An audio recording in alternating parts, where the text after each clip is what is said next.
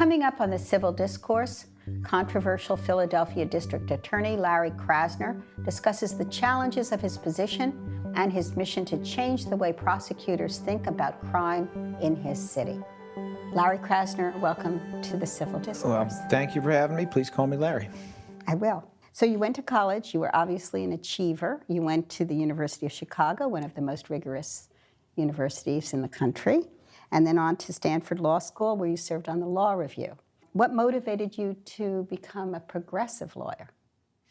Well, I was a public school kid. You know, even though my parents were very cultured and educated, we didn't grow up with a lot of money. And I think it was just always part of me to be really interested in things like the Vietnam War, the impeachment of Richard Nixon, the connection between poverty and crime, the unfairness that I perceived in the economy. Now, when people work as public defenders over time, they often become jaded, or so I've been told.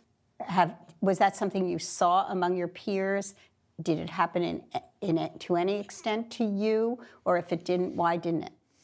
I think people who work in almost any intense job become jaded. And I don't really feel like in the 3 years I was a county public defender and the 2 years I was a federal defender, I became jaded about the notion of justice. I did become jaded about things like the sentencing guidelines, which seemed to me to have been concocted by fools, which is actually correct, just so we're all clear.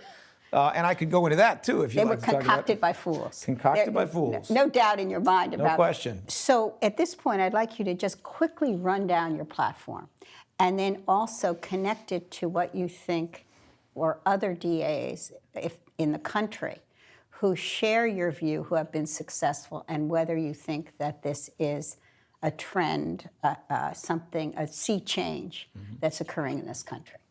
So platform was to end mass incarceration, or do whatever we could for that purpose, to end mass supervision, which is probation and parole. It's just another funnel back into mass incarceration. And too much of it actually makes people more likely to commit crimes. It was to protect immigrants so you don't have a natural group of targets who can be targeted for crime.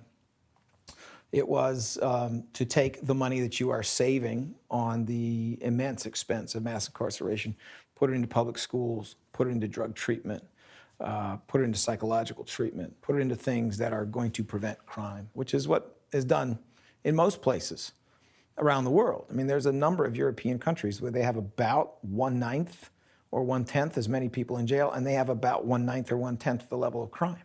So what are the other, who are your peers across the country? Who do you talk to who are trying or doing the same thing? There's probably about 30 of them, honestly. But are there key people that are your go-to people? Yeah, I mean, there are people I talk to regularly. There are people whose campaigns I've supported, and there's no question it's a trend.